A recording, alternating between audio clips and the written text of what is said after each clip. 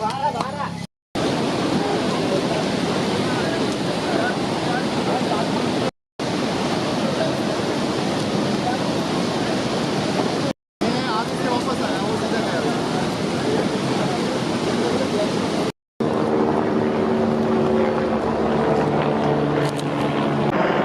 श्री केदारनाथ धाम के कपाट उद्घाटन समारोह और उसके बाद की पूरी जो स्टोरीज़ हैं केदारनाथ धाम से जुड़ी हुई वो हमने पूरी दिखाई। और अब है समापन समारोह का। केदारनाथ धाम के ओपनिंग और क्लोजिंग लाजवाब होती है और मतलब भव्य और दिव्य कह सकते हैं। नमस्कार साथियों, मेरा नाम है संदीप गुसाई और एक बार फिर से रूरल टेल्स पहुंचा है केदारनाथ धाम की यात्रा पर। तो देखिए अलग अलग कहानियाँ जो क्लोजिंग सेरेमनी है उससे जुड़ी हुई।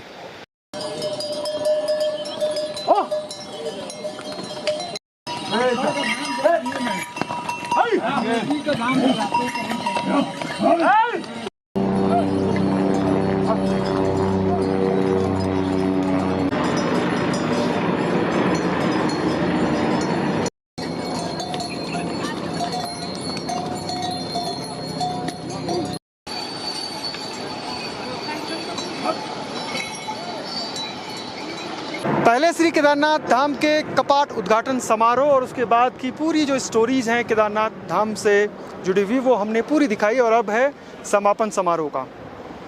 केदारनाथ धाम के ओपनिंग और क्लोजिंग लाजवाब होती है और मतलब भव्य और दिव्य कह सकते हैं। नमस्कार साथियों, मेरा नाम है संदीप गुसाई और एक बार फिर से रूरल टेल्स पहुंचा है केदारनाथ धाम की यात्रा पर। तो देखिए अलग अलग कहानियाँ जो क्लोजिंग सेरेमनी है उससे जुड़ी हुई।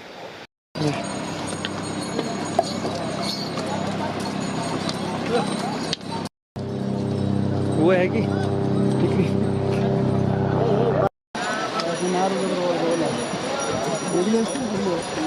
इस बार की यात्रा बहुत खास रही है। यहाँ पे कोविड के बाद काफ़ी बहुत अधिक मात्रा में श्रद्धालु केदारधाम पहुँचे हैं। यहाँ पे स्थानीय लोगों को और काफ़ी बाहर के लोगों को भी बहुत अच्छा रोज़गार मिला है। काफ़ी भीड़ रही है शुरू से भी और ये क्लोजिंग टाइम है, इस बार भी रिकॉर्ड से ज़्यादा ही कुछ भीड़ हो रही है और श्रद्धालु आ रहे हैं, जा रहे हैं, अच्छे बाबा के दर्शन कर रहे हैं। कभी मौसम अच्छा तो कभी ख़राब बोल सकते हैं, पर उस बीच दोनों के बीच बराबर भीड़ भड़ाका है।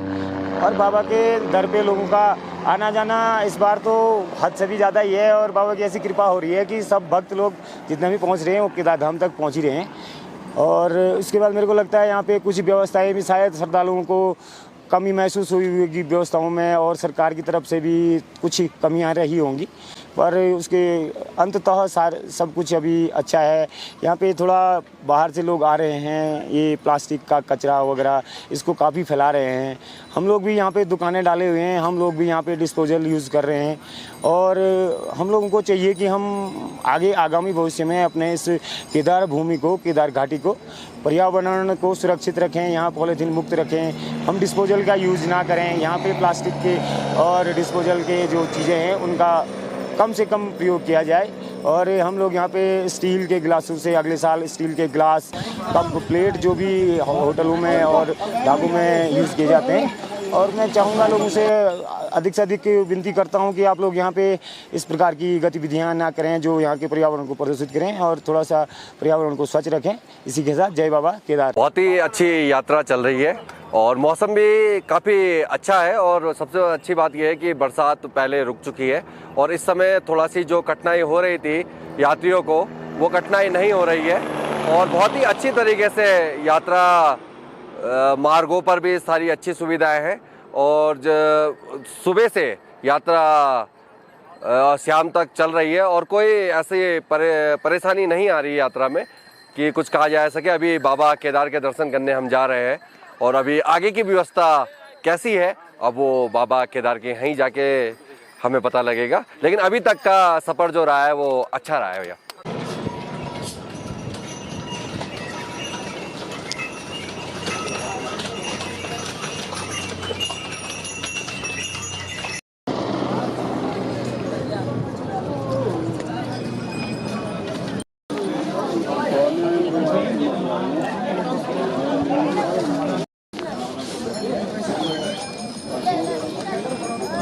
तो 2-3 हज़ार तो बिना पर्ची के जा रहे नीचे।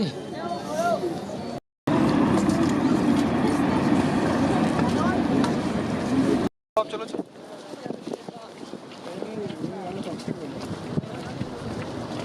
केदारनाथ धाम और चार धाम यात्रा के दो भाग होते हैं। पहला मई और जून में, और उसके बाद बरसात में यात्रा कम हो जाती है, जिसे हम डाउन सीजन भी कहते हैं। और उसके बाद फिर से 15 सितंबर से लेके और पूरा अक्टूबर, और बद्रीनाथ धाम तो नवंबर में भी कपाट बंद होते हैं, तो वहाँ चलता है।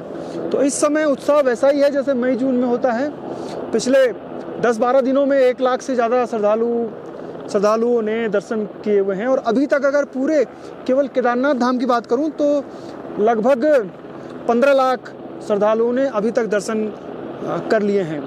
जो व्यवसायी हैं जो पूरे केदार घाटी में इस बार, क्योंकि पिछले 2 सालों से कोविड के कारण यात्रा पूरे सीजन में नहीं चली, थोड़ा थोड़ा चली, लेकिन इस बार यात्रा बहुत अच्छी चली थी, बरसात में भी अच्छी चली थी। तो जो व्यापारी हैं उनके चेहरे खिले हुए हैं। और अभी भी कुछ समय बाकी है। 27 अक्टूबर को श्री केदारनाथ धाम के कपाट बंद होंगे, और उसके बाद जो चल विग्रह डोली है, जो पंचमुखी चल विग्रह मूर्ति है, वो यहाँ से सीधे ओंकारेश्वर मंदिर ऊखी मठ में 6 महीने के लिए श्री केदारनाथ धाम की पूजा अर्चना होगी, और धाम के कपाट उसके बाद बंद हो जाएंगे। जो केदारनाथ धाम है उसकी यात्रा अगर देखें तो अप्रैल लास्ट में कपाट खुलते हैं या मई के पहले हफ्ते में, लगभग यही डेट निकलती है पिछले 20-30 सालों से जो मैं देख रहा हूँ। और जो कपाट बंद होने की दीपावली के अगले दिन, भैया दूज के दिन कपाट बंद हो जाते हैं। और उसके बाद जो तमाम व्यापारी हैं इसी उम्मीद में कि अगले बार फिर से अच्छी यात्रा हो, बाबा केदारनाथ को पूरे हर्षोल्लास के साथ वापस ओंकारेश्वर मंदिर में शिफ्ट करते हैं। हम लोग 5 लोग थे। हम लोग मुंबई से आए थे। यहाँ पे हमने 4 धाम का पूरा टूर लिया था। टूर तो काफ़ी अच्छा था। हमारे ऑलरेडी 3 धाम हो चुके हैं, ये हमारा तीसरा धाम था केदारनाथ का। कल हमने सुबह 7 बजे से चलना स्टार्ट किया था गौरी कुंड से। चलते चलते हमको कल कुछ 11 साढ़े 11 घंटा लगे या 12 घंटा। फिर हम शाम को 7 बजे पहुँच गए थे। हम हमारे कैंप पे रुके और आज सुबह हम दर्शन के लिए यहाँ पे आए। लाइन में हमको कुछ 5-6 घंटे लगे, बट फिर बाद में दर्शन मिला और काफ़ी अच्छा दर्शन हुआ हमारा। पैदल ही आए? हाँ, हम बाय फुट ट्रैक से आए। कभी लगा थकान लगी होगी, घोड़ा कर लेते? हाँ, थकान तो काफ़ी लगी कभी, क्योंकि ठंड काफ़ी थी, बीच में धूप भी काफ़ी थी, पर ठीक है फिर कर लिया कंप्लीट। अच्छा, बहुत सारे यूथ जो है वो घोड़े खच्चरों में आते हैं। हाँ, पैदल आ सकते हैं। हाँ, बहुत सारे लोग हैं जो पैदल ही आते हैं। हाँ। तो वो आपको कैसा लगा? मुझे ऐसा लगता है कि यूथ ट्रैवल, मतलब यूथ खुद से चल सकते हैं, क्योंकि कहीं ना कहीं वो हॉर्सेस को भी, घोड़ों को भी तकलीफ़ होती है, तो यूथ चल सकते हैं। रही बात बुढ़ापा, मतलब जो बूढ़े हैं वो तो ठीक है, वो उनका मजबूरी है, फाइनेंशियली कोई प्रॉब्लम रहता है तो वो हेलीकॉप्टर नहीं ले सकते हैं।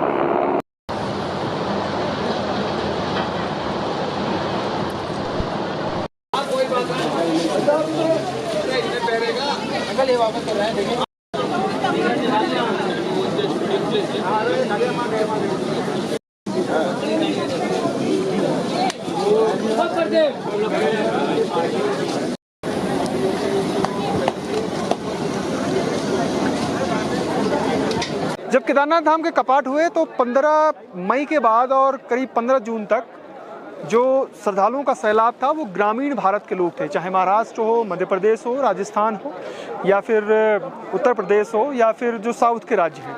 लेकिन इस समय ज़्यादातर बंगाल के लोग आ रहे हैं, और जो महानगरों के यूथ हैं वो बड़ी संख्या में आ रहे हैं। तो ट्रेंड चलता है कि जब 15 मई से लेकर 15 जून तक छुट्टियां रहती हैं स्कूलों में, तो जो पारिवारिक ग्रामीण भारत की महिलाएं, पुरुष हैं, जो बुजुर्ग लोग हैं, वो बड़ी संख्या में आते हैं। अभी आप लोग देख रहे होंगे कि ज़्यादातर जो श्रद्धालु हैं वो महानगरों से हैं। और इस समय यात्रा करना भी थोड़ा सा सेफ रहता है, बारिश, मौसम ज़्यादा ख़राब नहीं होता। सुबह और शाम थोड़ा सा ठंड बहुत ज़्यादा रहती है। हमको कितने लोग बोल रहे हैं? कोई बात नहीं, सारे लड़के पहाड़ी में एक दिन चढ़ी लेने वहाँ, उसके पीछे वो ऊपर दिख रही बर्फ, उसके पीछे सर पूरा तो व्हाट्सएप करिए।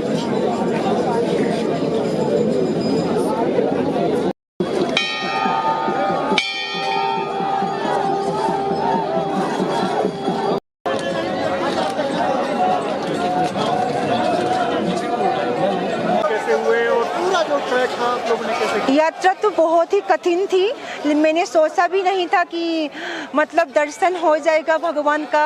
इतना बड़ा ट्रैकिंग, हाँ रास्ता भी खराब था, लेकिन भोलेनाथ की कृपा से सब कुछ ही आसान हो गया। बहुत ही कठिनाइयाँ हुई थी, लेकिन अभी मंदिर में आके लग रहा है कि कुछ भी नहीं है, सब कुछ ही अच्छा हो गया, शरीर भी फिट है, बहुत अच्छा लग रहा है। बंगाल के लोग इस समय काफी आते हैं उत्तराखंड में, क्या वजह बहुत आते हैं, बहुत क्या वजह रहती है? एक्चुअली बंगाल का जो लोग हैं ना, वो घूमने के लिए बहुत शौकीन होते हैं। यहाँ पे भी नहीं, आप सारे वर्ल्ड में भी देखिए, हर जगह बंगाली ही आपको नजर आएगा। यहाँ पे आके मैं सोचा नहीं था कि मैं इतना जल्दी पहुँच जाऊँगा। मैं 22 किलोमीटर पैदल आया हूँ नीचे से। सब लोग, मेरा दोस्त लोग बहुत सारा आए थे, लेकिन मैं सोचा कि मैं जा पाऊँगा कि नहीं पाऊँगा, लेकिन भगवान का बहुत कृपा है जो उन्होंने मुझे आशीर्वाद किया और मैं कष्ट हुआ, लेकिन यहाँ पे आके सारा कष्ट निकल गया।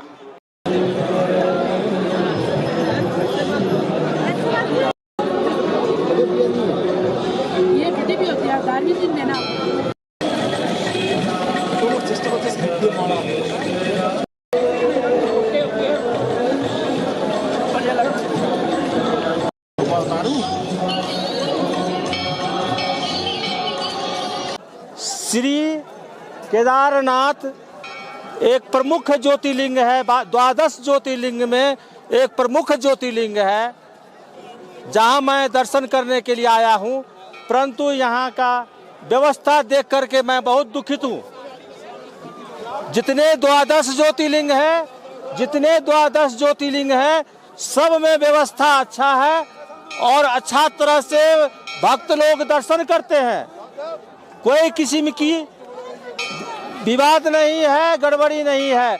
लेकिन आज मैं 11 बजे से लाइन में बैठा हुआ हूँ, अभी तक मैं दर्शन नहीं कर पाया हूँ।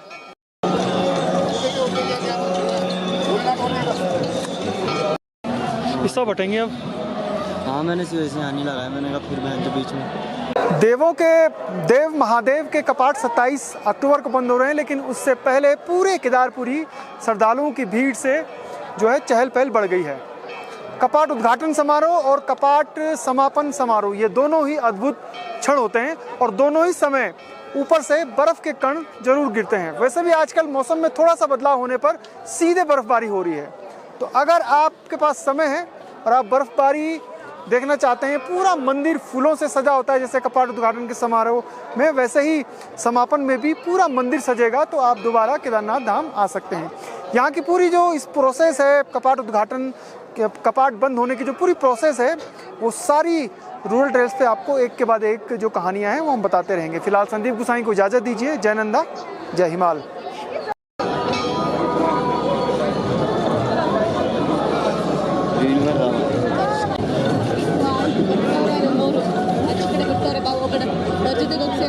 जते